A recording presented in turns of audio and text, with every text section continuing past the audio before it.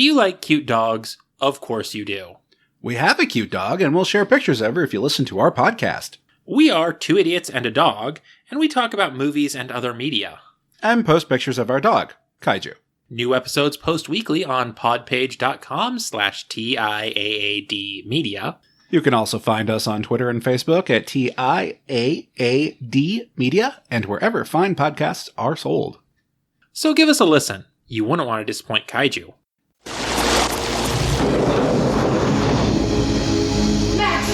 You fool! You thought you were protecting the girl. And all along you were bringing her to me. I will sacrifice her. With her blood, I will gather the power of the Firewalker. And my spirit will fly to the sun. Spirit of this.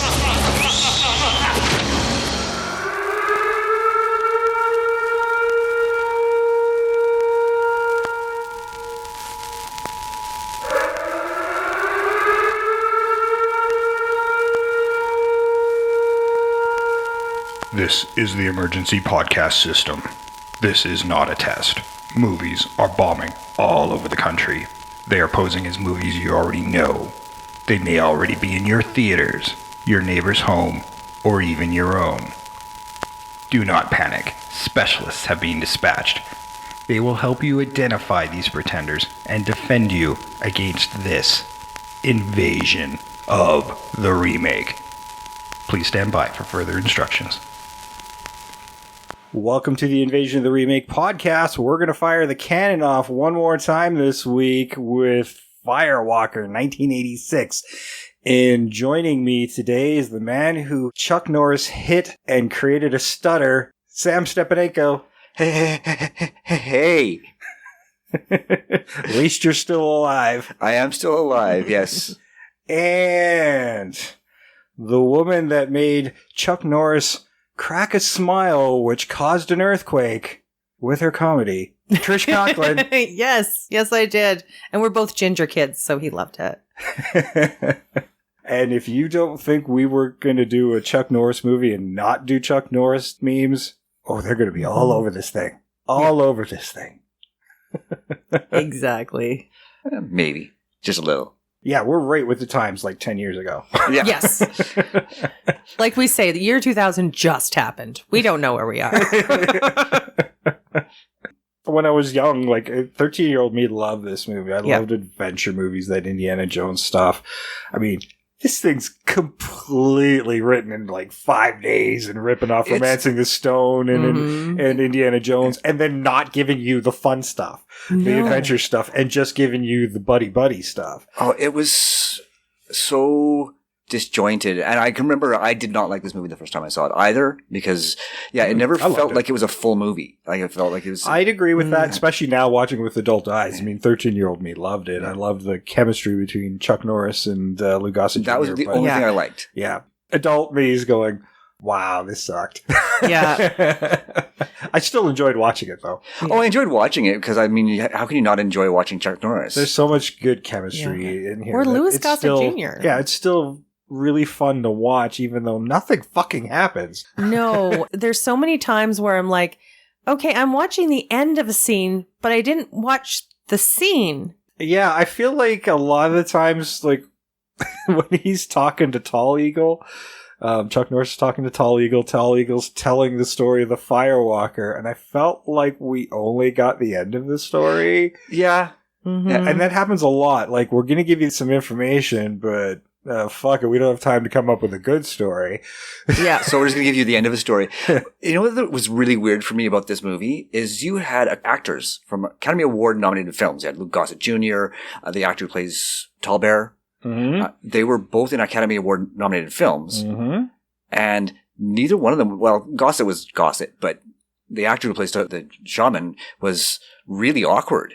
Yeah, you know what? He was in his senior years at that point. I think he was around. sick, too. Yeah, he wasn't going to be around for much longer after this movie. I remember looking at him, I'm like, he looks so emaciated. I'm like, I think this is when he was sick. But even so, I mean, his performance, I think it was his dialogue. They didn't really give him anything to work with. No, I don't think much of this movie had more than one take. Yeah. No. Chuck Norris's acting style. I've never thought he was a good actor. No, it was a very Chuck Norris thing. It's like, I'm just going to bully through it, and you're going to like it whether you like it or not. But I like that he tried to do a comedy role. This was him trying to stretch his wings a little bit. And to mixed results. Yeah, you know what? It is mixed results because this was, I think, theatrically one of the more successful canon films. Yeah. Yet it didn't bring in the box office of a traditional Chuck Norris, which is a weird statement because it's like, okay, it was successful financially, but not because it cost so much to make. And it wasn't as successful as other Chuck Norris films. And it wound up being the movie that put canon films in receivership. It wouldn't be the nail in the coffin. The nail in the coffin came somewhere in the middle of them filming He-Man. We refer back to that episode. Yeah. Well, I think it was because Chuck Norris at that point, it's Chuck Norris as the one-man army. So nobody wanted to see him with a buddy doing buddy things. So and not doing his thing. Yeah, exactly. His fan base was not going to go with this because... But I wasn't the one of the fan bases, so I love this because I didn't like those other movies. Oh, yeah. I was never a Rambo guy. A guy goes and shoots a bunch of people in a foreign country movies. Yeah. I hate those movies. I've never liked those movies. I did watch this movie when I was a kid, and I did like it because I was like going, oh, I want to go to the jungle, and I want to search for things and treasure, and I want to have adventure. And that's part of what I really liked. Because when he mentions, well, there's a note in it where it's like Max just likes the hunt. And I'm like, I think I might be that person where I just want to go looking around and exploring places. Mm-hmm. Yeah, I was a fan of the Chuck Norris movies, and he was different than like the Rambo and so on because he was usually domestic and he's usually like a cop or something like that. Like he was. I do remember Megaforce. I remember Invasion USA. I think I saw that. Yeah, and that was probably the most sort of Rambo-esque of his films. Right. Most of them are like Lone Wolf McQuade, where he's like a cop. There's always somebody sort of plotting against him kind of thing. And I enjoyed those ones. Well, like you say, one-man movie. Lone Wolf McQuade. Yeah. I mean, I associate that's Chuck Norris movies. Well, when I watch this movie, I'm thinking, okay, Romancing the Stone was a hot property. Indiana Jones clearly ruled the 80s. Mm-hmm. And buddy cop movies, buddy movies, so Lethal Weapon and stuff. So they're kind of taking that formula and trying to roll with that and just crunch all this shit into one animal without actually having a script. Without having any script. It had a whole bunch of ideas without and sort of anything solidified. It's them driving around a lot. It is. And cracking not good jokes. Most of the jokes were really bad. Louis Gossett did land his lines. Louis Gossett knew what he was doing. Yeah.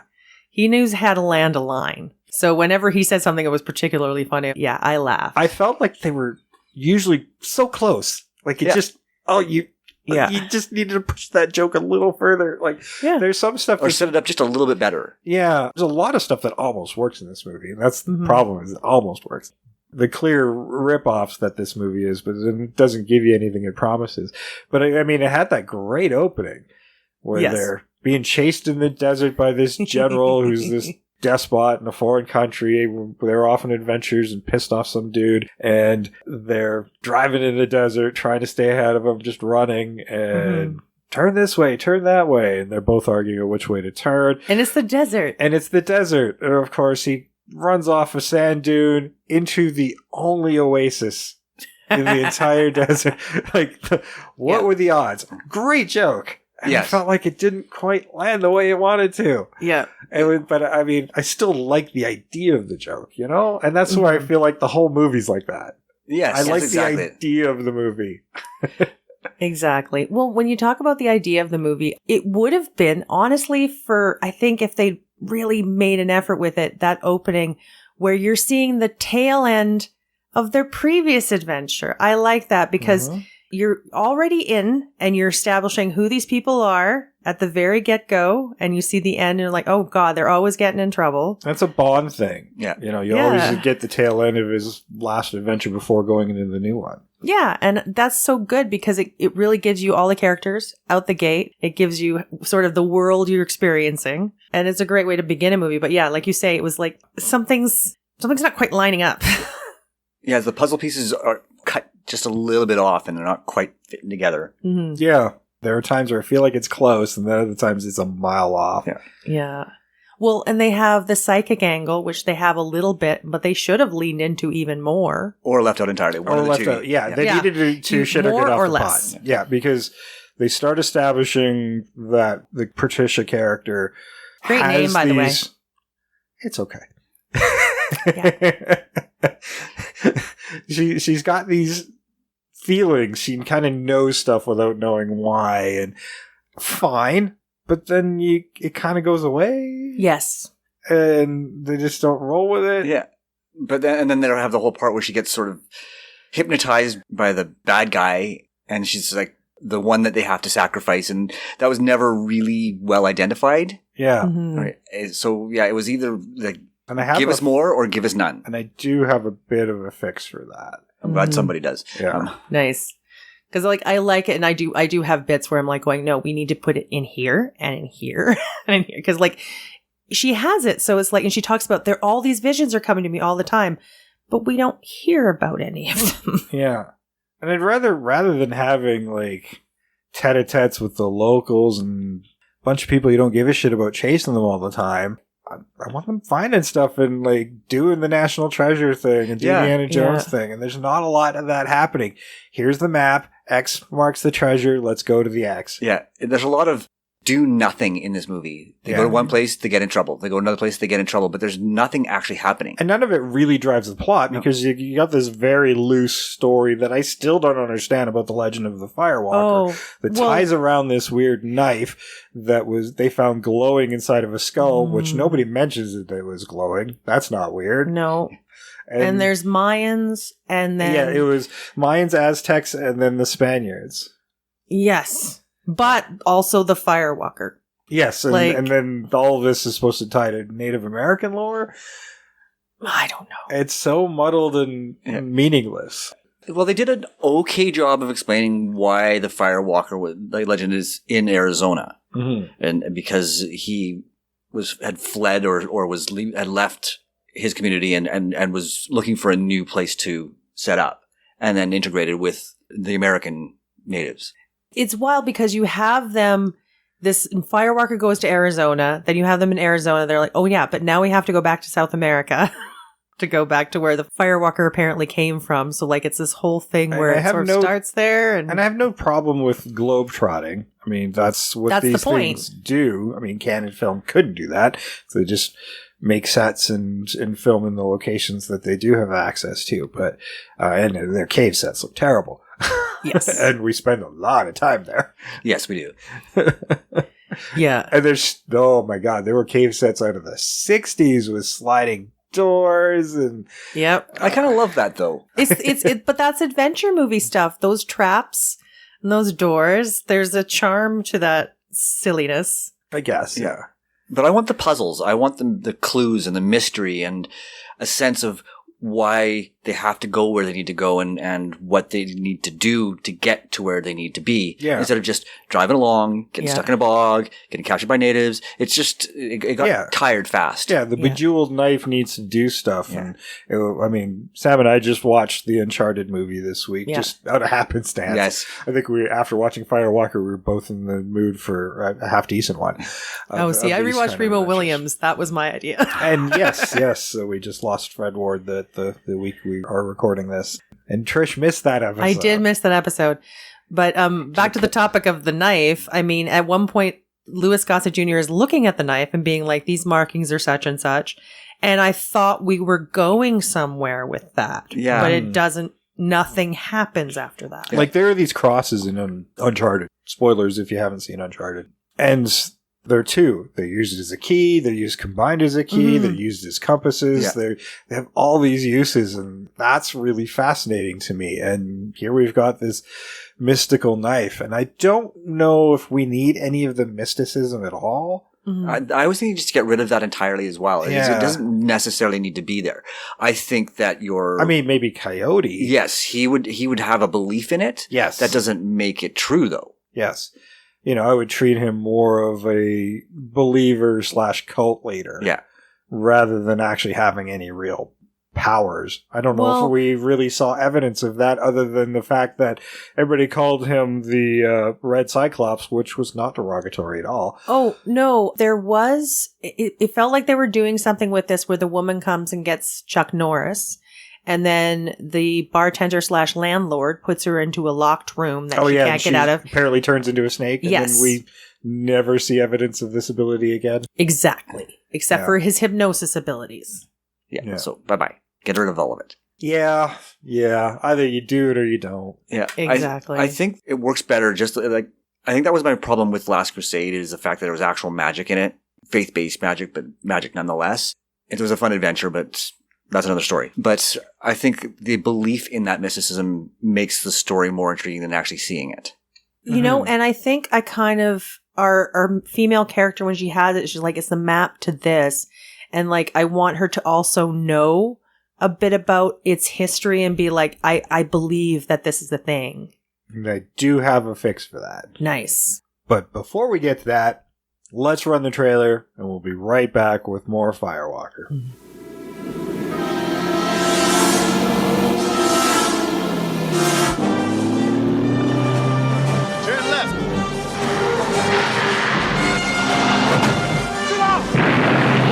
Proud history of adventure. I stand live! It's a desert, Leo. Watch if it doesn't mix. No heroes ever have been more courageous. What is that? How the hell should I know? Matt, shoot it! More faithful. You stupid AFJ.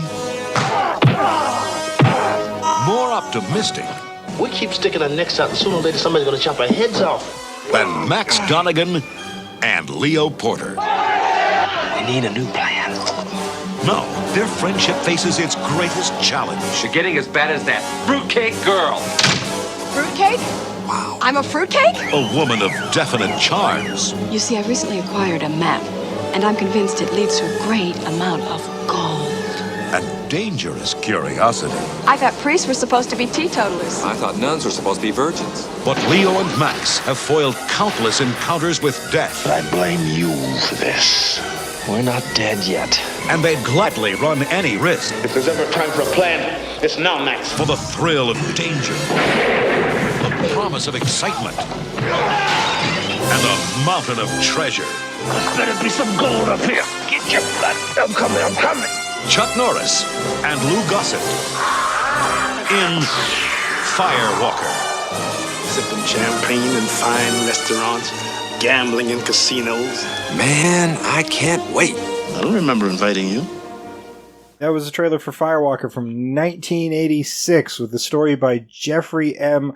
Rosenbaum, who wrote In Self-Defense, and Norman Algem. This was his only writing credit, but he's produced a lot of material. He's worked as a producer for a long, long time. And the story and screenplay was by Robert Gosnell, who wrote Dragon and the Hawk and Tiger Street. Tiger Street, you have a story about that. I do. You do. Remember the tiger in the car with the stripper? And yeah, just refer back to another episode. I've told that story a few times. I know. I have seen a tiger on the street. Yep. Kind of. In a car.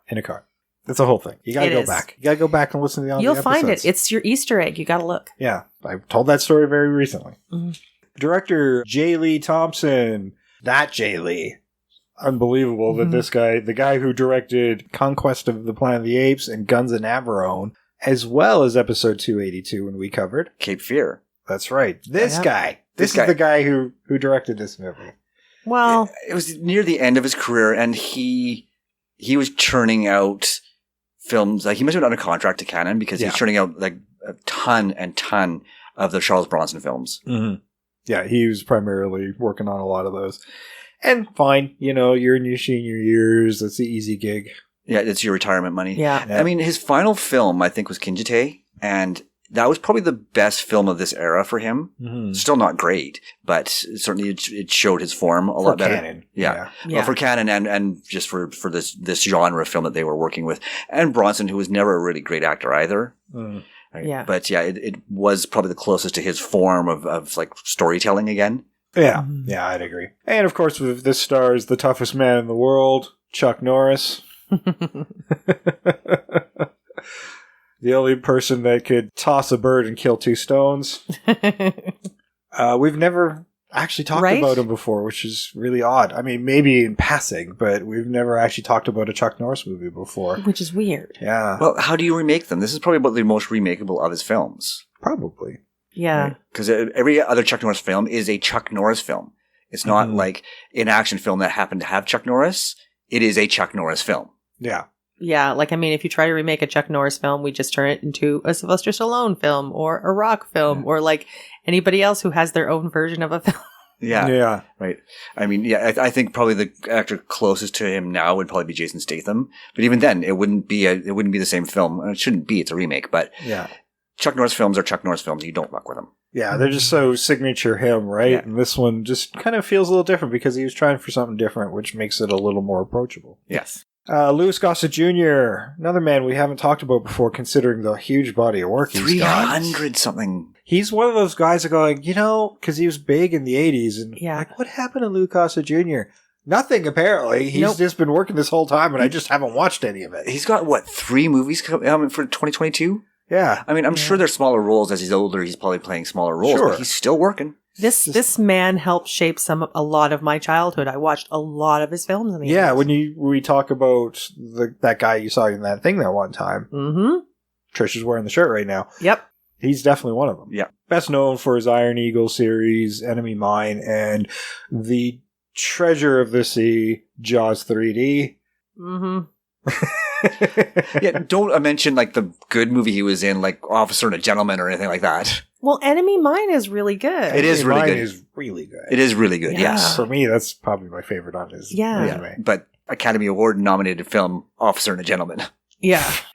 Nobody wants to see that. For a good reason. It is a good movie. But Enemy Mine is certainly a lot more approachable. Yeah. Well, to be fair, in An Officer and a Gentleman, I kind of enjoyed watching him more than Richard Gere. I have to agree. Hey, he's got a natural charm and swagger to him. That's why I always liked his stuff in the 80s. Melody Anderson plays Patricia Goodwin, and we actually have talked about Melody before in episode 29. This is pre-Sam. No, it wasn't.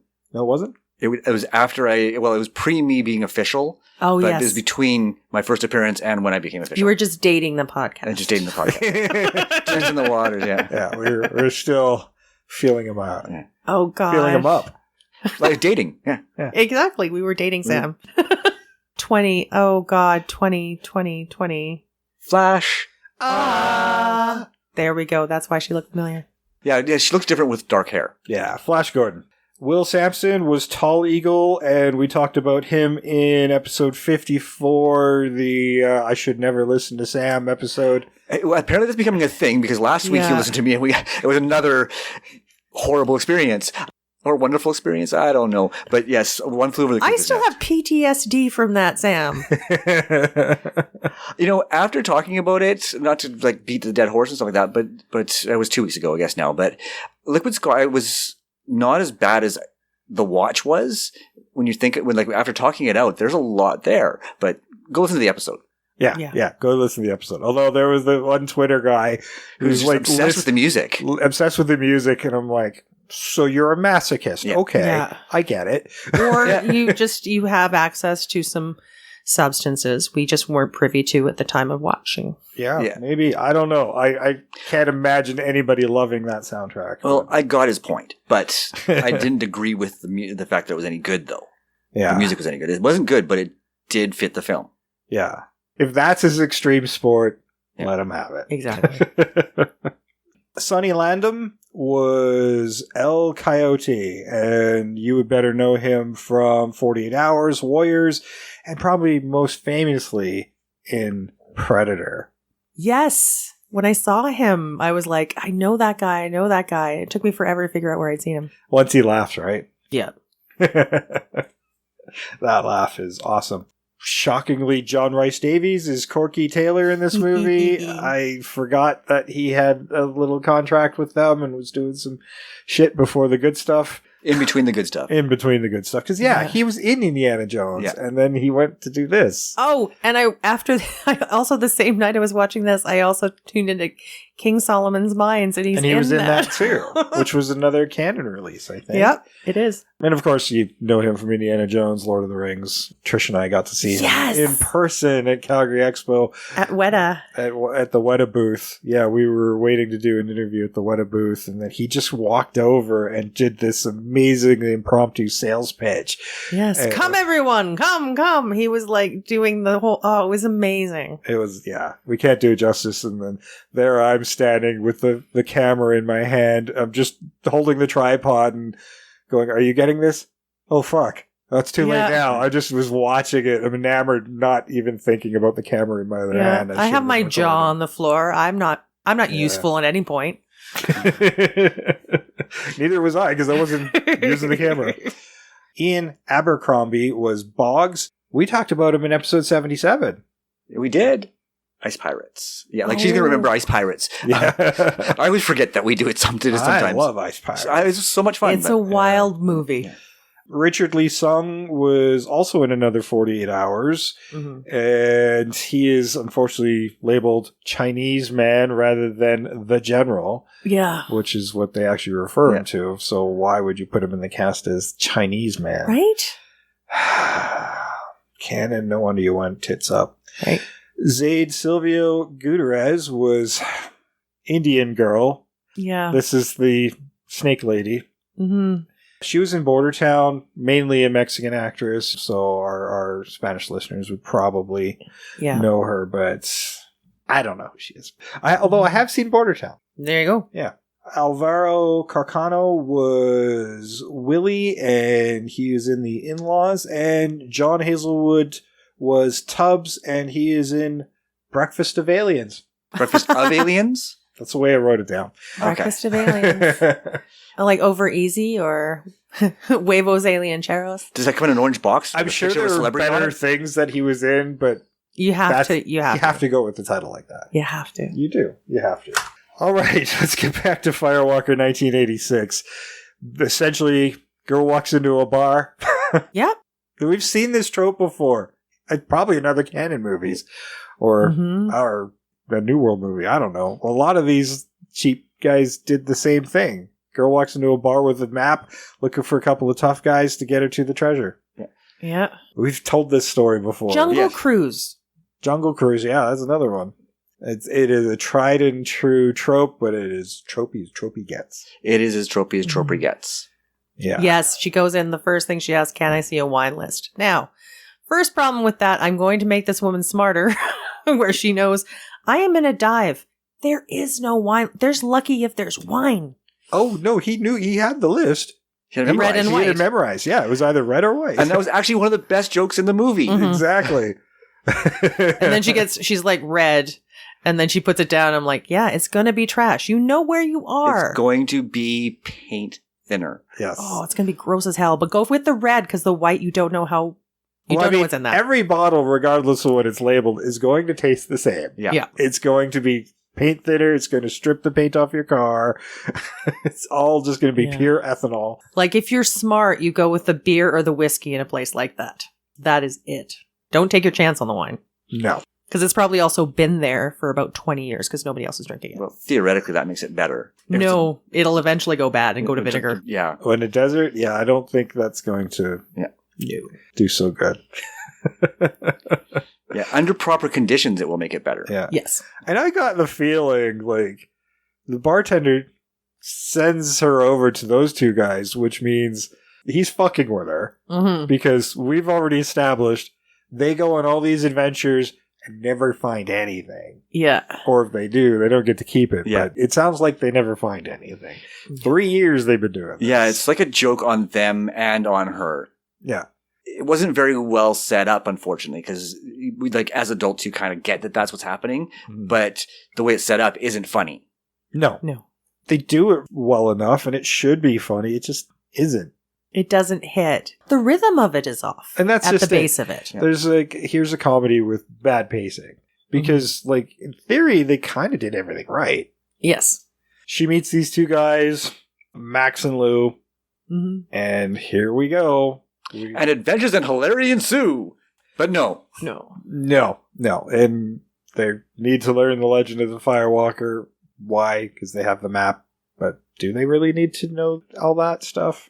Yeah. It's not like the tall eagle actually partook anything of actual use to them.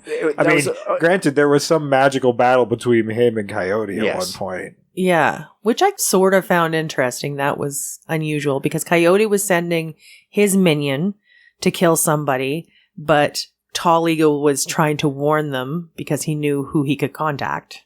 Yeah. He had her psychic cell phone number. He was ready to go. Yeah. But it was clumsy. It was so clumsy. It could have been done so well and it would have been amazing, but it just wasn't. But it felt like an 80s fantasy film, taking some stuff there. Well, it doesn't make sense, so we'll just call it magic. Yeah, it's like, let's lump some Beastmaster into this film as well. Just add everything else to it. Right? Yeah. And you got a villain who's called the Red Cyclops or Coyote. At no point is he actually is a Cyclops. He's got a patch over his eye. Depending on what scene you're watching, could be the right, could be the left. Well, they couldn't even keep the continuity of the patch right. When he's killing that one guy, it's weird because the old British guy grabs the eye patch and moves it to his other eye, and then he dies. And then they leave it there. Then they leave it there, and I thought at that point it was because his eye was covering something crazy, like maybe a diamond that would allow him to kill people. That's what I was hoping for. Right? I think the actor had just noticed it was on the wrong eye and put it on the other eye. Yeah, that might have just been it. But like when I'm dying, I'm not going, oh, this doesn't look right. like if I'm going to be killed, I'll be damned if I'm going to be killed by somebody who looks like just so not put together. Yeah, wait, I'm being murdered. Is the stove clean? Yes. Yeah, I'm being murdered. I'm like, that tie doesn't go with that belt. Maybe he was thinking he could blind him by covering up his other eye, but that was right. And sort of get him to sort of drop him. It was just the tough guy affectation. Yeah. It was really weird. But there's that look of shock on his face. Like, are you expecting it to have revealed something that we get to see later, and we never do. And and I was like thinking, I'm like, I kind of want it to be like maybe there is something under that patch that is like a crazy diamond that's attached to the treasure that they need or something. Or a ruby, like, because everything else is red, right? So they have like a ruby rubies eye. Well, if he's got a thing with snakes, maybe he's got like a lizard eye in there. Like his eye isn't normal, and it's got that lizardy slit instead of a round iris. Maybe. See, that would work too. That would totally work for me. But something. Yes. Right? The patch isn't there to cover a missing eye, it's to cover a mystery eye. Mm-hmm. Oh, yeah. And like you could have it where when he's trying to do the quote unquote ceremony at the end, that's when he takes off the patch and you can see for once, because we can hint at it throughout, because it'll be exciting when you reveal it. Yeah. And maybe that's why he believes that he is the Firewalker, because he has this anomaly. It was a birth defect. Yeah. He has this eye that makes him feel like makes him special. Right. I really don't want to see him sort of all decked out in traditional garb until like the ceremony. I want him to be sort of more of an elegant villain, like suits or like, I don't know. I want him to be more, because he's just sort of this silent menace.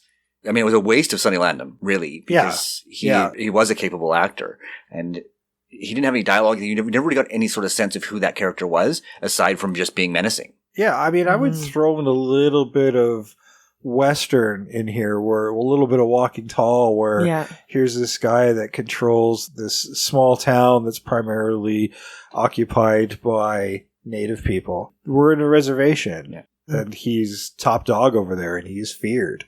Yeah, and part of it could be is he's done some stuff, but he's built up.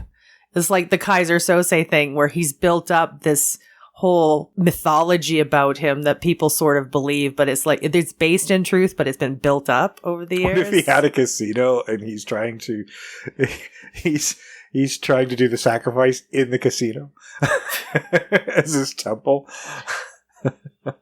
I like the idea of him having like a temple in his village and in the casino, and he rents it out for events when he's not using it for his like little cult. might as well have some fun comedy in here. If we're gonna have, if we're gonna do comedy, let's have some fun comedy in there, right? Although the comedian's not buying it. No.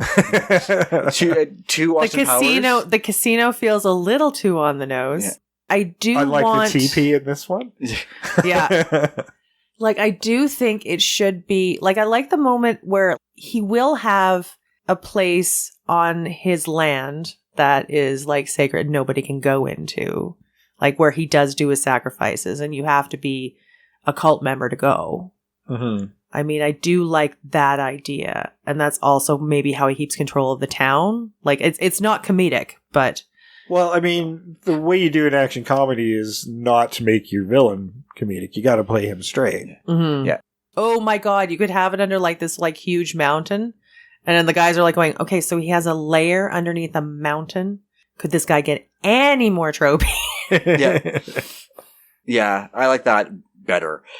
But I want maybe to have Tall Eagle and El Coyote always have been at odds. Yes. Right? Like they're part of the same community. Let's make them part of the same community. Yeah. Right?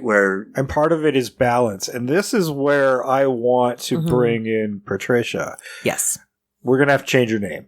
And it's probably going to be Tall Eagle. Or some relation to the family where this knowledge has been passed to her, the legacy of the Firewalker and the legend of the Firewalker, and maybe how it can save her town or her reservation by reclaiming its power.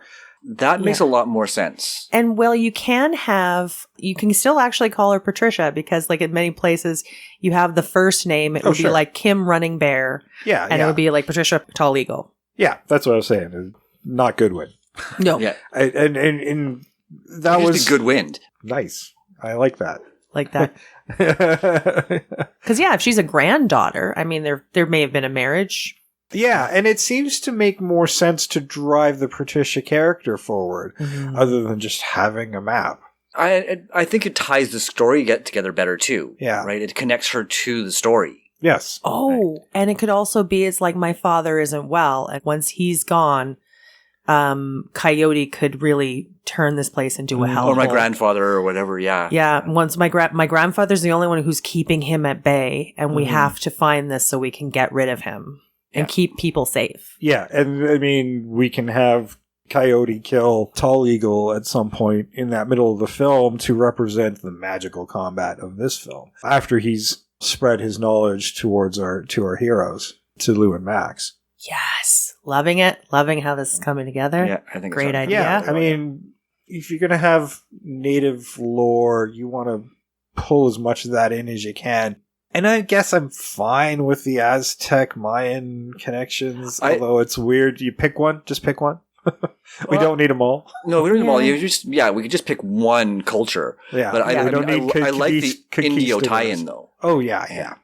I mean, these guys are searching for gold. So I like that idea that it's the gold was transported here by some guy like centuries ago. Yeah. And that's how it got there. And the guys are like, oh, gold, gold, gold, gold, gold. But the people there are more concentrated on like, we just got to make sure that stuff's okay here. You could even lean a little bit into the whole El Dorado myth that way. Oh, yeah, because they never found all the Mayan gold. It's just hidden around the world in other places. Yeah, so you can maybe lean into that just a little bit and really amp up the mystery of it and the adventure of it, right? Yeah, well, what if, like, the legend of the Firewalker was all this Mayan gold that was brought and then by the conquistadors to try to use as much of this as possible from the original film. And then it was the natives of the land that conquered the conquistadors and hid all the valuables. Yes. And then the knowledge of where that is lost to time because the Firewalker has hidden it away. And the knife is the key to that. The knife has to be the key. Yeah, I'm liking where that's going. It just really gives it a real myth now. Yeah. Right. And the Firewalker, you could have that myth that he did fly up into the sun. He's just a warrior. Sure. But his legend of heroism is what makes him mythical. Right. Yeah.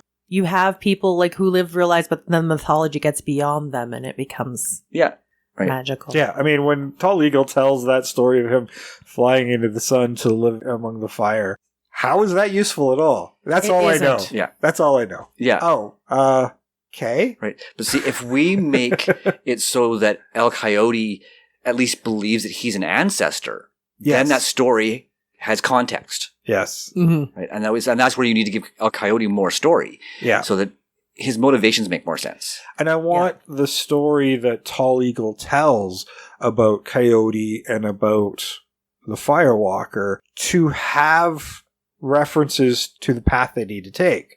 Mm-hmm. So it's a case of, like, he's giving them the knowledge. He may not know what all the parables mean. Yeah. But that story will help them navigate the traps and things that they're going to come across. And the locations and stuff like that. Like when they go to that first cave that leads them to their next destination. And instead of having that sort of stupid, oh, we have to climb, right? Dumb. And wasted. He can explain that the point of those parables can be the mountain where that Firewalker rose from. Well, and we already have some dialogue where we can put, you have to go to the high place where the old people are slumbering. Yeah. Yeah. It could be, we could do something really cool there where as the sun is rising and the way it kind of gleams off the rocks and stuff, it looks like fire is on the peak of that mountain. Yeah. And going up into the sky and connecting to the sun even, right? Yeah. Right? Because I think that's the idea, is that's where they go to be raised up. You can have that red rock that we've seen actually even here in Alberta. The sun goes about it, like it just turns it on fire and it really looks gorgeous. Mm-hmm. So yeah, they could get there like when the sun's going down. They're like, we have to wait till morning. Mm-hmm. And then you have that beautiful shot where they're like, we have to go there. Yeah. And then that will key off to the next location or whatever. In a way, it's going to be similar to the way the Indiana Jones in the pit with the little pole and the map. But we'll do it. It's going to be its own little version. It's the same but different. Same but different. Yeah. That's right. Exactly. And there will be traps because that's the whole point. Because it's going to be a graveyard. They should not be in there. When I was first watching this movie, I'm like, oh my God. And the guys are like, oh, it's a graveyard. But that's the most you get out of it. I'm like going, you're in somebody's graveyard. Yeah. Go away. And Coyote shouldn't just be this lone guy. It's not very threatening if it's just the one guy. He has power over the town. He's got power over the town. He's going to have his own crew. So you got to have that pursuit while these guys are doing it, which is kind of what goes with the adventure trope. Somebody's pursuing you to keep you from going from point A to point B. Yeah, you keep either beating them to the next clue, or you understand the next clue better than they do. Yeah. Just like Uncharted, where he was just a little step ahead of them. Yeah, and then they get some object that you need, and you got to go steal it back. Yeah. And I mean, these are all tropes of the adventure genre. The tropes they work because they make the adventure fun. Yeah, I mean, we've seen it in National Treasure, Indiana Jones, most recently on Uncharted, and they all kind of use that same path, and it works. Yeah. Well, I mean, in essence, this movie doesn't have any of that. Exactly, but like if you're talking about Uncharted, in essence, a lot of adventure movies are the video game where it's like, oh, you're given a piece, you've got a bit of this puzzle, you have to go to this next area, this next level to get to the end. They are kind of like a video game movie when you're thinking about them. Yeah, except there's no starting again. No. You know, and for considering this was a Chuck Norris movie, I'm like, I don't know if I felt like I got enough Chuck Norris doing Chuck Norris. Yeah. You didn't get any of it until the end, and even then it was so... Well, you get the bar. Hardly, though. Yeah. Like, I mean, you got a little bit more of like the kicks and stuff at the end. Yeah. But. Yeah. Well, he was trying to do something different. I think that was the thing. I think he was like, if we do too much of that, this will be just the same movie I've always done. And it wouldn't have fit into the movie, particularly the way it was. Yeah. And that informed my casting quite a bit, is like, because I kind of started thinking about those action stars who are like martial arts capable. I'm like, but this movie doesn't need that. It doesn't need that at all. Yeah. No. I love the idea that Chuck Norris's character of Max was a terrible shot. He's good with knives. And couldn't swim. Oh, the doggy paddle. That was so good. Like, and I liked the fact that when I was watching, I'm like going, is he going to do it? Is he going to? It seemed, I liked he was game to do some stuff in this movie. It was very un-Chuck Norris-y to look so fragile trying to get through water. Yeah. And just so less than competent. Yeah. Chuck Norris is so tough that he knew this movie wouldn't damage his reputation. And what's FYI, what's great is the woman, like the girl Patricia, she solves a lot of this stuff. Oh, we need to put the knife in here. We need, like, the guys aren't doing as much. She's still helping them solve stuff. If she's got knowledge of the legend and stuff, she should. These guys are adventurers that are going to have generalized knowledge of New Mexico. But they fail most of the time. But exactly. They've never been successful at doing this. Well, 3 times out of 15, they were successful. They actually made money. They actually point of saying that. And I liked the idea of Lou Gossett's character being an educated man. Yes, he has that history in this. They mentioned he was a teacher. Yeah, a teacher. So, and I like that dynamic. You have sort of your physical person, then you have your educated person, or and sort of almost like a mentor kind of role. And then you have your Harrison Ford. And then you have your Harrison Ford, who is Patricia in this case. She's the one who solves the puzzles and understands the myths that well enough to get them to where they need to be. Yeah. The Chuck Norris character is the tough guy who's just raring to go. He's got his eye on the prize. Gold and fame and fortune. That's kind of his thing. Yeah. He's the adventurer that kind of tugs the rest of them along. He doesn't have control over his impulses and does the impulsive thing that generally gets them into trouble. Yeah. If he can make a wrong decision in this movie, he will. Yeah. Exactly. Turn left, turn right. What could happen? Run into an oasis. That's what could happen. Yeah. Exactly. Oh, this spot looks like the best place to cross. Oh, we're sinking. Yes, he's like, I've done this so many times. And that's why he surrounds himself with the level-headed people. Yeah. And then he never listens because he's bullheaded. Yeah. I would like him to be self-aware of that, but he still does it anyhow. Mm-hmm. Right? I think that's part of the fun of the character would be have him sort of know that he's impulsive and that he makes bad decisions. And he can even say to them, you guys are around to stop me from doing this stuff. Yeah. Well, I had the image of this character being kind of like Kurt Russell in Big Trouble in Little China, where he knows he's out of his depth and does ask questions, but he's still impulsive and an idiot, and it's wonderful. Yeah, that's exactly kind of what I was thinking. It's like he makes a bad decision, gets them trapped or caught by the bad guys, and then blames them, and then blames them. It's like, no, this is your fault. You let me do this, and we can keep you that. Didn't stop me. We can keep that trope where, Louis Gossett Jr. is going, I blame you for this all the time. He's going, why are you blaming me for this? You know I'm going to do it, so stop me. Yeah. Yeah. No, I think that's where our comedy comes in. And more than anything else is that dynamic that they, like the chemistry between Chuck and Lou were really good, but the dialogue they got for that chemistry didn't work. Yeah. Although every now and again, like, they'd say something like, Miss, we keep sticking our necks out and sooner or later somebody's going to chop our heads off. Keep going the way they're going, we're going to lose our heads. And then they're in a scene where they're going to feasibly lose their heads.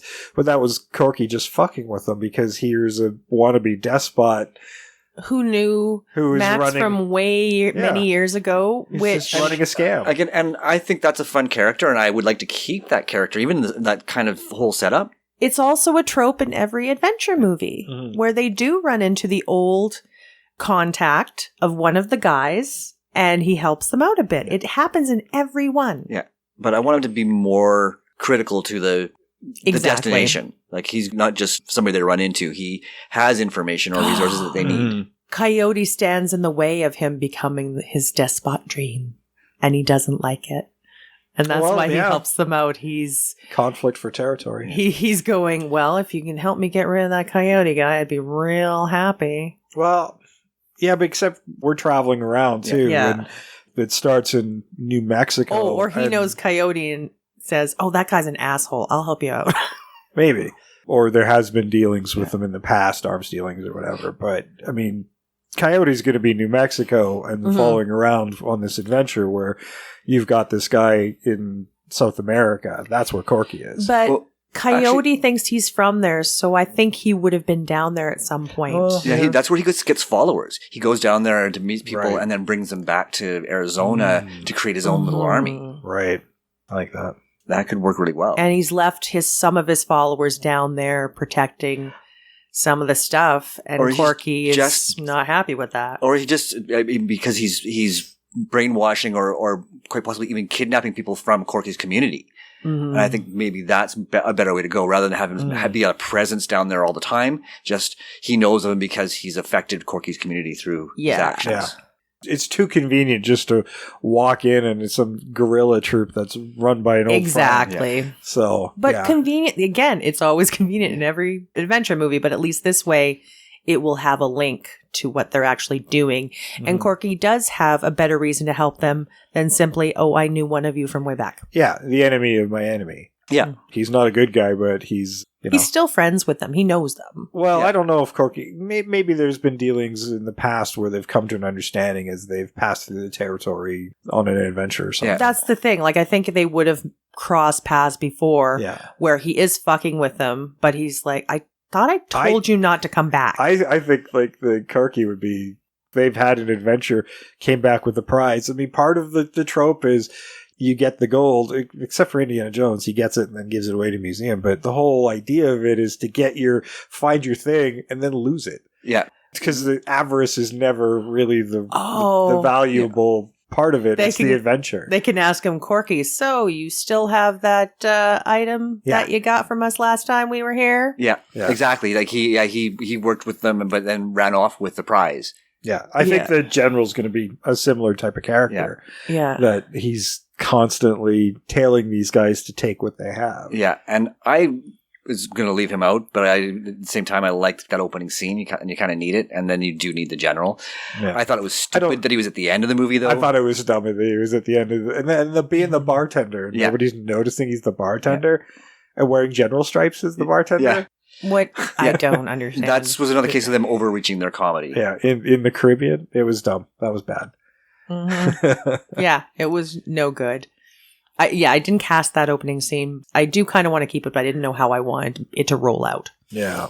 I didn't cast him, but I already have a cast member, So I think we fleshed out the story of this pretty good. I think I don't really want to change Max and Lou. No. As far as their chemistry together and their mutual history, that all works to me. Yeah, I cast Max a little bit younger because I did want, not a lot younger, just a little bit younger because I wanted the Lou character to be a little bit older because he's educated, he's a teacher, and he's connected to Max's character. Leo's been a professor because he knows how to interpret the markings on the blade, and that's important because I think part of what their partnership works with is like all the other ones that they've done. He is interpreting the maps and the markings, and he can say this was this particular culture. Max is the guy who's going to do all the stupid physical shit. Yeah, no, and I see like Max was his student in college. Maybe. Right, or university. And then when he starts his adventuring life, he's like, who knows a lot about this stuff? Professor Lou. Yeah. And then he starts, and that's how Lou's like gets wrapped up in his adventures because they...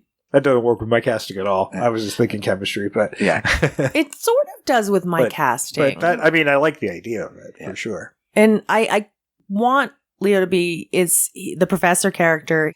He does kind of enjoy the adventure. He does sort of want to get out of his office and do some stuff. He's not completely on board with the craziness, but he kind of enjoys it deep down. Yeah, I like the idea that after every adventure or near-death experience, Leo wants to quit every time. Yeah. Oh, yeah. Every time he loves it so much that he doesn't really want to quit. He's just frustrated. You can have that conversation they have in the bar. He's like, quit. Yeah. Oh, you say this all the time. Yeah. He's like, I mean it this time. I gave up tenure for this. Yeah. It's like, you've almost got me killed so many times. And Max is like, yeah, but you're still alive, right? I mean, statistically, we're all going to die, but just the once. You only have to worry about the one time. Right? And so far, so good. Exactly. That would be Max's way of reasoning it, you can guarantee. We've ironed out Patricia. We've ironed out Tall Eagle. I almost said Iron Eagle. Yeah, it's okay. And I said Tall Bear, but wait a minute. I always fuck up names, so hey, big surprise. Coyote, we've kind of got him figured out. We fleshed it. It didn't make any sense that he was just show up in the beginning, show up at the end. That's all we really got. Threaten the girl. He has to be a fly in the ointment. No. As it goes. That was going to be the sacrifice. And he's laughing at them wanting the gold and treasure over the power that was wielded in the knife and the power of the Firewalker. And I'm not sure if I buy any of that. Well, what we have is he is a huge believer, and he will believe he'll get the power of a god if he makes the sacrifice. Not realizing that the gold was the power, because money is power, right? There's sort of an irony there, right? Yeah, the Spaniards didn't make that completely clear. Yeah. Yes, it is a metaphor. Okay, I'm digging it. Do we need a Boggs? He was just another tool to kind of partake some information and then another go tell bartender. Yeah, I mean, you can have that character in moment, but I mean, you don't need he doesn't need a lot. Right? No, I mean, like a lot of these characters didn't have a lot to do, right? I mean, like even the lead characters didn't have a lot to do except for run around and get in trouble. That's true. They really weren't. We just saw them driving around a lot. Yeah, you do have to have somebody who betrays them. There's got to be one betrayal. Yeah. I think that's the one trope we're missing. Well, I mean, it could be, we could still keep the Boggs character, or that could be Corky. That could be Corky. I mean, he's already not a nice guy. Oh, you know what? Maybe that's how that works instead, is instead of El Coyote taking people, Corky does it for him. It's an arrangement. Oh, see, I don't think that. I think Coyote has finally said, I will give you the gold if you help me with this, because he knows this is sort of the last place and the last time he can do the sacrifice. So he's willing to give up the gold. And Corky's like, oh yeah, sure, fine. Because he doesn't believe in what Coyote believes in. And I don't want to happen in this stupid cave. I mean, we should have adventures and stuff in there, but I think he should take off with Patricia, and then they have to go pursue again. And we're gonna go back to that mountaintop for the sacrifice. They actually have to go back to Arizona. Yeah. Yeah. Yes. And the gold's been there. Was there all along. Because that's where the Firewalker is from. Is there. Yeah. That's where he was said to have risen.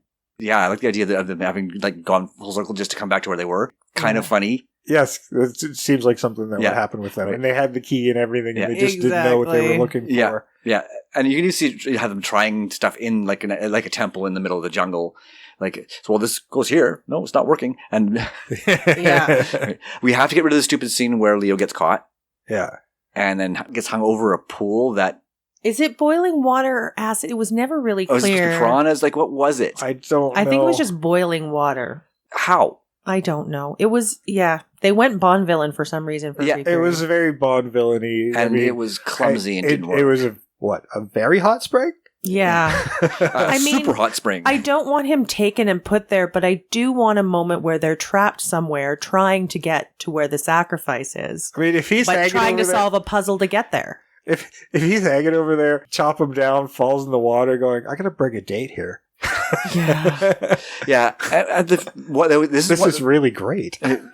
There's one thing that really bothered me, was the fact that when Leo went missing, they just kind of left. Yeah. Oh, Leo's missing. There's blood. I think he's been eaten by a crocodile. Oh, yeah. But there's no, period of mourning or anything like that. So, well, let's get in the car and go. Oh, Chuck Norris stands there, and then she hugs him, and then they zoom out, and then the next day they're in the car. Was it the next day, or was it It was the next morning. It was the next morning? Okay. Because it was at night. That's right, yeah. The crocodile apparently got Leo. Yeah, still didn't work for me. No. It was dumb. Especially when they're the ones that point out the crocodile in the first place. Exactly. And, I mean, I think that if Leo had died, Max would have just been completely deflated and left.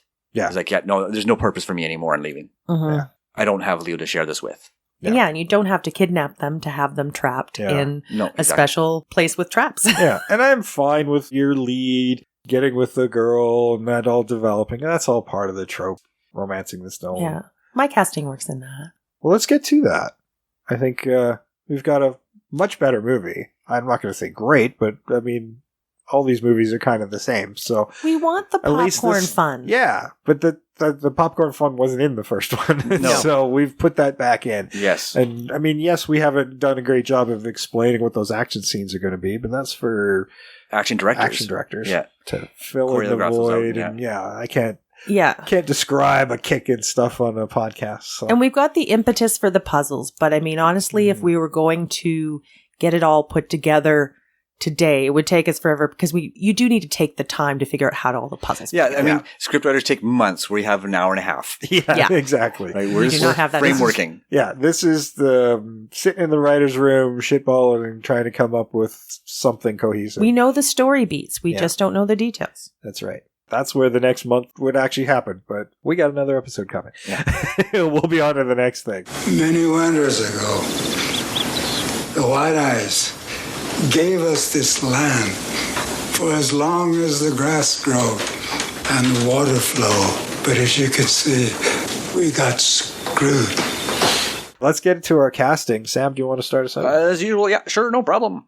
So let's see here. So I only cast 6 characters, the ones that seem to have the most sort of key. Yeah, initially I didn't think I was going to get past 4, but I just kept finding more. There were 5 critical characters, and then there was 1 character that I thought deserved to be more critical. So I'll start with Max. I went with Henry Golding. He was the lead in Crazy Rich Asians. Okay. Nice. I kind of went that direction too. Yeah, because like I said, I didn't need an action star. I wanted somebody who maybe, and he's done some physical roles as well, so he's capable of doing that kind of role. But yeah, I wanted somebody who's sort of charming and would fit into that role a bit better. Mm-hmm. And just give us that adventurer rather than that action. Yeah, I was thinking somebody charming, but still being able to do comedy. Yeah. And so, yeah, he can. Yes, he can very, very well, actually. Crazy Rich Asians, yeah. For my Leo Porter, I went with Jeremy Renner. Okay.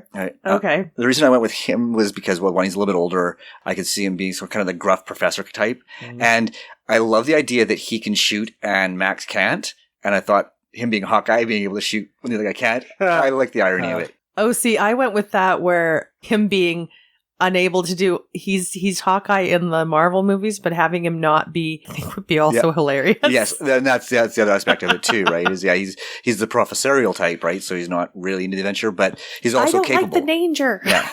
In a way, he did that in Mission Impossible. Yeah. Oh, true. Yeah. For my Patricia Goodwin, I went with Amber Stevens West.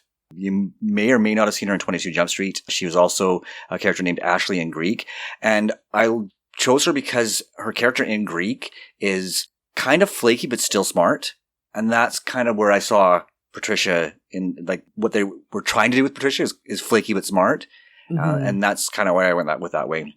With Jay's idea, she doesn't work anymore but because I didn't cast native, but I still like her. That's okay. That was kind of something I came up with before my casting. Yeah. So and I hadn't, but but yeah, that's I like your idea. So so we'll have to figure that out. Hey, I crossed out my first Patricia. Yeah, it came to me while I was doing it. Nice. So then I cast Tall Eagle. Okay. I cast Gil Birmingham. Most recently, you'd recognize him as the chief from Yellowstone. I have him, but someone different. Yeah, I just think that I'd like to see him in that grandfatherly role, because right now they mostly see him sort of in semi-bad guy roles. Mm-hmm. For my El Coyote, I went with a Latino actor because I was thinking he'd be descended from Aztec or Mayan. Yeah. Yes, right. So I wanted somebody who has more of the Hispanic Mayan Indio look. So I went with J.D. Pardo. He's from F9, and he's one of the lead characters in the Mayans. Mm-hmm. TV series. The spin-off of Sons of Anarchy. Yeah. And I wanted somebody who could do that menacing look as well. And he does it, right? He's quite good at it. And then for my Corky Taylor, because I thought we would give him more to do, I couldn't help myself. I went with John Leguizamo. Okay. Can totally see it. I didn't understand. Yeah, having a British guy doing a Southern accent. I was not on board with that at all. It should be somebody of Spanish descent or Mexican descent, I should say. Makes the most sense to me. Yeah. And then I think that makes a lot more sense if we go with that sort of antagonism between Coyote and Corky because they're his people. Right. And then for my director, I went with David Leitch from Atomic Blonde, Deadpool 2, and Hobbs & Shaw. I think Sweet. Because Hobbs & Shaw has that buddy action element that we're looking for. True. A lot more kung fu, martial arts stuff, but... And he can really do action. Atomic Blonde is bonkers. Yeah. Well, all three of those are bonkers.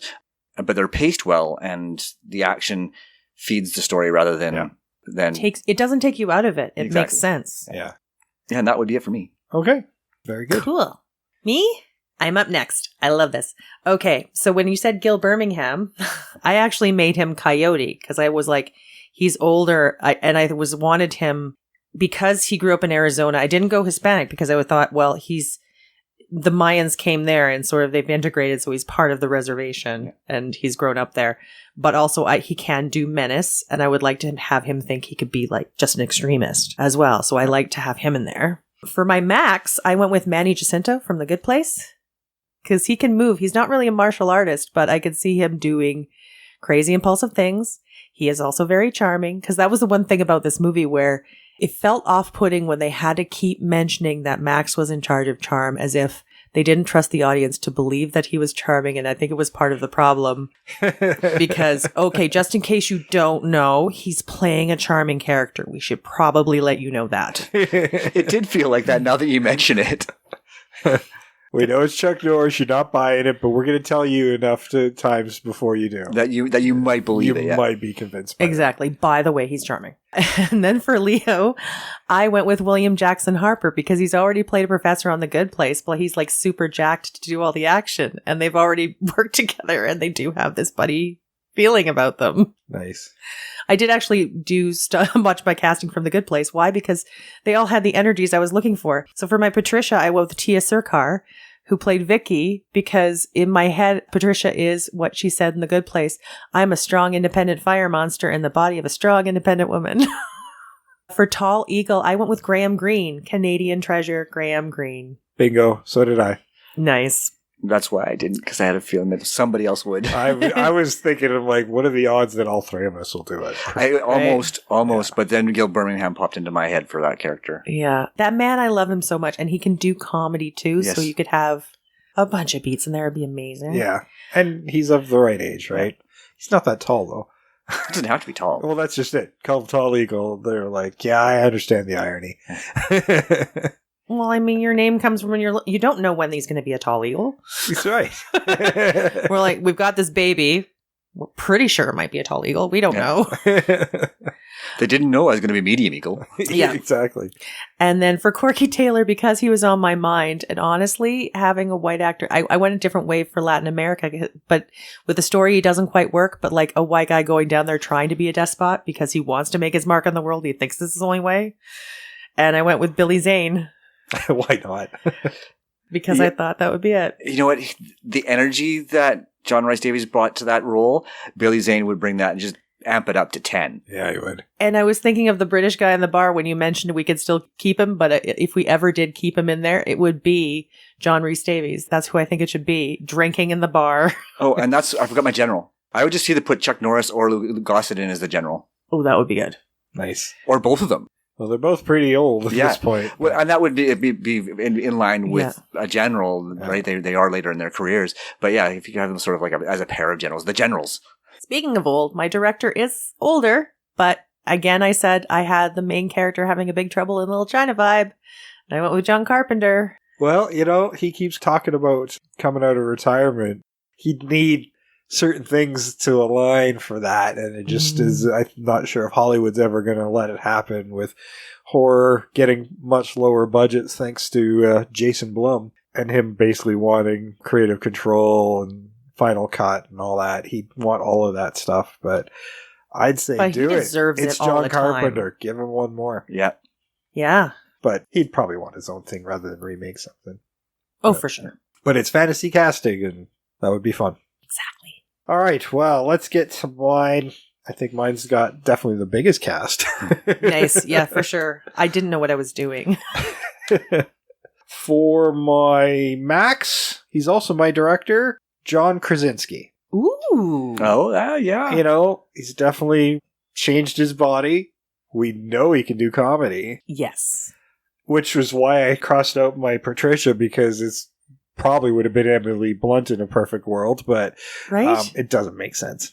No. She was really capable as that kind of character in Jungle Cruise. I enjoyed her in that. Yeah. Not Emily Blunt on my list, though. But before we get to that, my Leo, Tyrese Gibson. Sweet. From the Fast and Furious. For my Patricia, I went with Alex, or Alexandria Rice. She's a Canadian native actress. And yeah, I think she'd be all right in that. Sweet. She was mainly known for doing the Twilight movies. Okay, yes. Yeah. Hey, she didn't write them. No. She can be as good as hell in them. And as an actor, you gotta work. Rami Malek was in a Twilight. Let's just put that out there. That's right. A lot of native actors were in that Twilight series. For Coyote, I went with Dances with Wolves star Michael Spears. Ooh.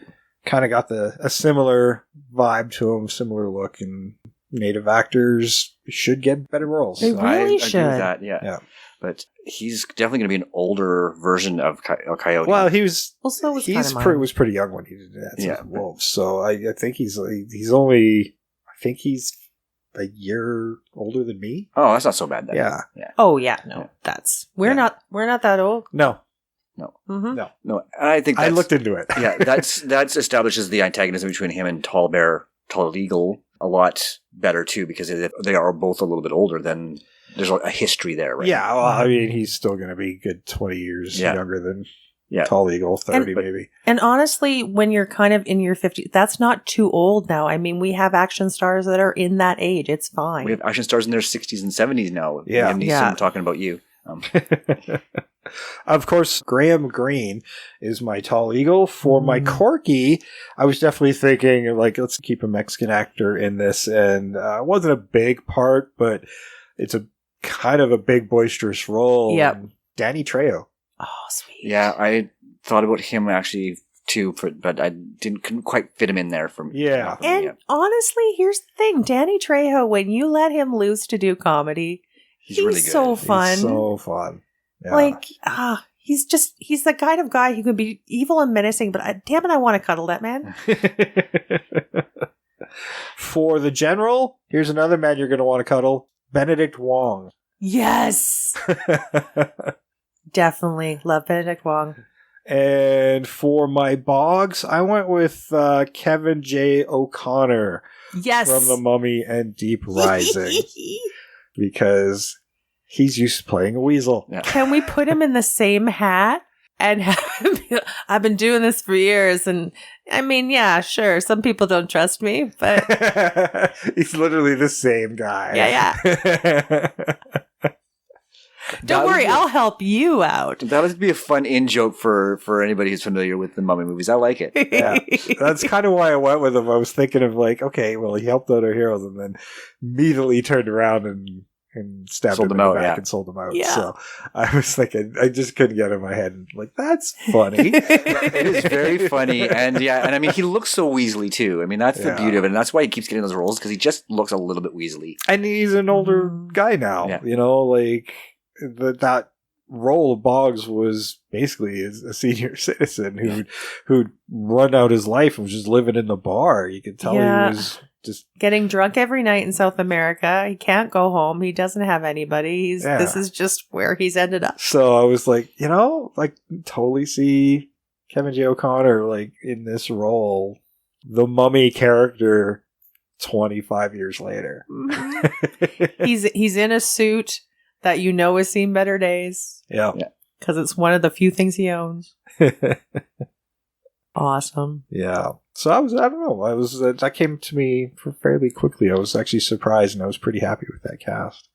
Mine too. But you did good. Yeah. I most of them was The Good Place, but once I got in The Good Place, I'm like, basically, there's so many people there I could just put in this movie. As I was driving, it came into my head. Couldn't stop it.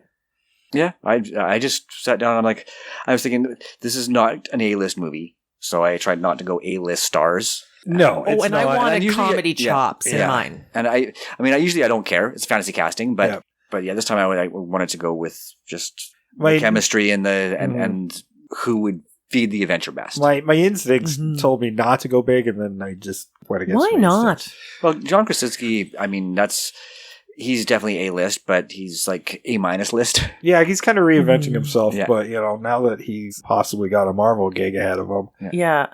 Well, you have writer-director, and I think it would be fun. He would be probably jazzed to just do something fun and pulpy. Yeah, and kind of go back to his comedy roots a little bit too, you know? He's been in some pretty serious horror movies as of late. The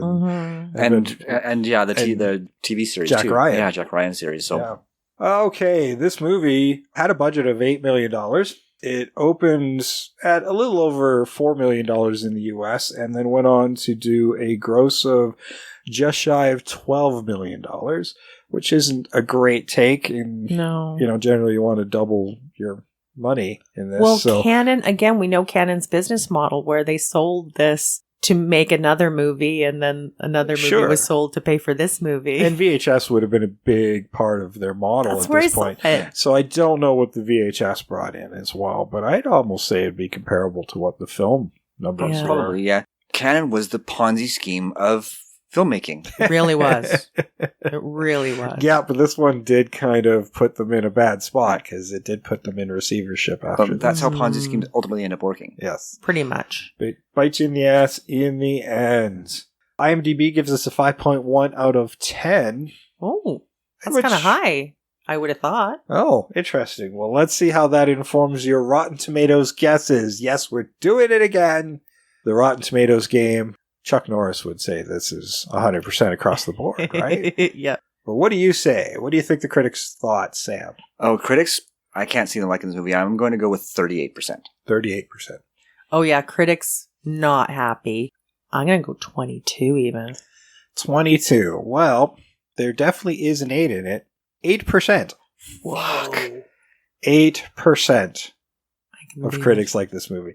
That is overly harsh. That is overly harsh, yeah. Because there are things to like in this movie, like the chemistry between Chuck and Lou. Yeah. I mean, it is derivative as fuck. Yeah. Absolutely. Yeah. But, come on, there's still things to like here. Give it at least 12% for Louis G alone. Yeah. Do you think the Louis G? I like it.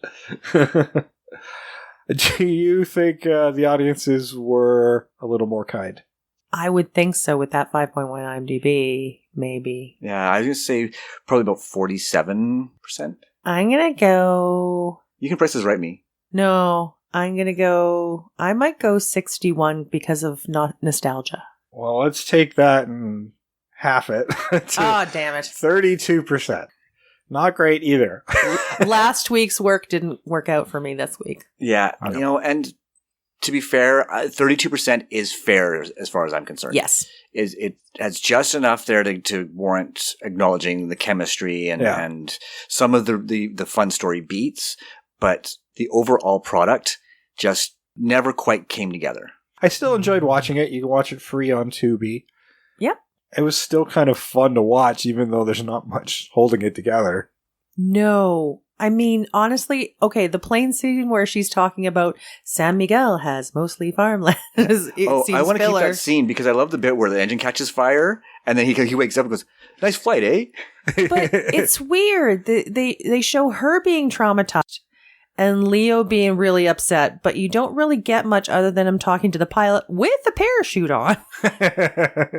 I felt there should have been more to the scene to escalate the trauma, and we never got that. So we do need to keep the scene, but we have to have the full scene. Bet you got a pilot with a parachute on. You have a believing. Yeah. At which point he grabs him, "Que pasa?" Like going, "Oh no, the engine's on fire, but we'll be landing soon." Maybe faster than we planned. Yeah. Yeah. Engine's on fire. We're going to be crashing soon. I mean, landing. Yes. Yeah. Okay. How about a few more Chuck Norris jokes? Got any? Oh, man. Well, with Rotten Tomatoes, the score, it'd be, with Rotten Tomatoes, Chuck Norris looked at him and scared him into being ripe again. Ooh. Champions are the breakfast of Chuck Norris. That applies in with Breakfast of Aliens. Yeah. The Dark is afraid of Chuck Norris. Yep. Chuck Norris once won a game of Connect 4 in 3 moves. Once a cobra bit Chuck Norris's leg. After 5 days of excruciating pain, the cobra died. Yep, I remember that one. That one's probably the most famous one. One of the more famous ones. Chuck Norris used to beat up his shadow because it was following too close. It now stands 15 feet behind him. They're so bad. They really are. Outer space exists because it's afraid to be on the same planet with Chuck Norris. That's good. I like that one. The flu gets a Chuck Norris shot every year. Love it. When Chuck Norris looks in a mirror, the mirror shatters because not even glass is dumb enough to get in between Chuck Norris and Chuck Norris. Oh, you know what he should have done? He should have done a clone movie in the 90s with Chuck Norris versus Chuck Norris. That would have been amazing. Yep. There was a lot of those. Could have done one. Chuck Norris's tears cure cancer. Too bad he has never cried. Chuck Norris is the reason why Waldo is hiding. Okay, I feel there's a story there. I need to know. The next movie. Yeah. Waldo was originally a barbershop pole, and then Chuck Norris scared it into life, and then scared it because he didn't like his haircut.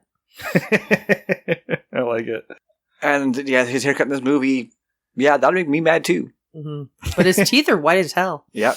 Very white. I know where he's finding. Well, it's probably all that like high content. He just scares his teeth white, okay? Mm-hmm. Oh, He scares plaque away. Chuck Norris doesn't need to shave. His beard is scared to grow. That one doesn't work because he almost always has a beard. Superman owns a pair of Chuck Norris undies. It's a very underoos joke. Chuck Norris's belly button is actually a power outlet. That would be so creepy. You can't see my face now. I'm cringing now. Most people have 23 pairs of chromosomes. Chuck Norris has 72, and they're all lethal. I don't get that one. Maybe that one went out when he was 72. Chuck Norris once had a heart attack. His heart lost. He can drink as much as he wants because Chuck Norris can never have liver failure because his liver is not allowed to fail. Chuck Norris can strangle you with a cordless telephone. Chuck Norris never retreats. He just attacks in the opposite direction. Death once had a near Chuck Norris experience. That one's pretty good. Chuck Norris can have both feet on the ground and kick butt at the same time. Chuck Norris can do a wheelie on a unicycle. They're just getting worse. They are. Some kids pee their name in the snow. Chuck Norris can pee his name into concrete. Prostate? Chuck Norris once shot an enemy plane down with his finger by yelling bang. Yep, that's the Chuck Norris joke. Yeah. All right, then we're ending it on that one. That's it. The laws of physics don't apply to Chuck Norris. So please share us your Chuck Norris joke over on our social media at Invasion Remake on Twitter. Sam will love you for that one. I always have fun when you guys interact on Twitter. So send us all your Chuck Norris jokes. We'll read them all. Won't do anything with them, but we'll read them all. maybe if there's some particularly good ones, we'll read them on the next episode. Yeah. Or it'll be a few episodes. And who knows, if there's one that's fun enough to be a t-shirt, we never know. Yeah, maybe. You can send us your Chuck Norris jokes at Invasion Remake on Twitter, Invasion of the Remake on Facebook and Instagram. Don't forget to hit that follow button. Mm-hmm. And of course, you can email us at invasionoftheRemake@gmail.com to email us your suggestions, your corrections, and your comments. And of course, your fan challenges. We'll do a few more this year. So if you got a movie that we've not done and you think it's worthy of our genius, yes, then we will definitely consider it for a future episode. So send us your requests. They got to be at least 20 years old. They can't be too good. I mean, every movie has room for improvement, but if it's already a highly rated movie, there's probably not much we can do with it. Yeah. But if it's an old enough movie and obscure enough and still good, and you can fool us into thinking it's not. Yes. By finding some weird hook for it.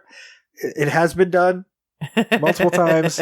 So it depends on how easily you can play me like a fiddle. Yeah. If you're familiar, if you find something weird to hook us on, we're gonna buy into it. Liquid Sky. Yeah. Oh. It had the right kind of weird in the synopsis. That's all I gotta say. I know. We didn't have enough information then. If only we knew then what we know now, we could have saved people. Well, no, we saved ourselves. We're saving everybody from the invasion. Yeah. It still haunts my dreams. Please do us a favor. Help support the show by writing a review over on your favorite podcatchers like Apple Podcasts, Google Podcasts, Amazon Podcasts, anything that has the name podcast in it. Mm-hmm. Write a review on it, including Good Pods. Good Pods has been a great supporter of independent podcasts like ours. Sign up and write a review and help us get up on those charts and help get more earballs on the show. Another way you can help out the show is by visiting our website, invasionoftheremake.wixsite.com/podcast. And over there's a button. It says store. Click that button. Click it. And then what happens? You click it, and then it takes you to our store. Our TeePublic Store. And over there you get lots of cool stuff. Of course, t-shirts, mugs, posters, PPE masks, hoodies, tank tops. Summer's coming. Lots of cool stuff, so go check it out. New designs happening all the time, and you can even sign up, and you can get email alerts when sales happen or new products go up. You can follow us like you can on our social media sites. So sign up, follow us, and you'll get alerts as to what we're doing on TeePublic.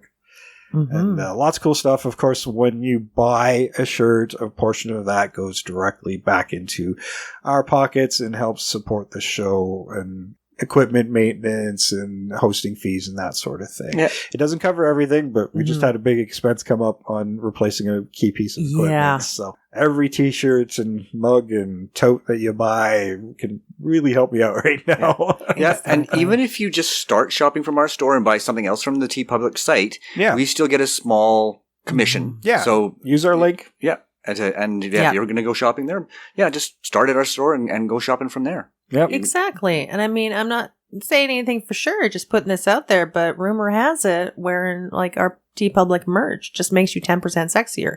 I'm not sure how true this is, but you could always try it. I can tell you it's working for you right now. Oh, awesome. Thank you. Yeah, because you're that person that I saw in that thing that one time, and I was really uncertain until now. Oh, there we go. See? It works, guys. Please buy. I used the link, but I didn't buy out of my own store. But what you're wearing does make you 10% sexier. I am, because I am wearing the Canon logo right now. I'm constantly wearing t-shirts just for Sam and Trish. Yes. Because you, the audience, can never see it, but we love it. I hope they appreciate it. Yeah, if we were ever to do video, it'd just be our chests. Yeah. Because none of us want to be on camera. Exactly. I know. And mine, I don't know if mine would be terribly distracting. There's a lot going on. She's got big boobs. I really do. And they have hit the mic on occasion. All right. Well, we got a big comparison for you next week. So tune in to find out what that is. Until next week, I've been Jason. I'm always Sam. And I continue to be Trish. And we are out of here.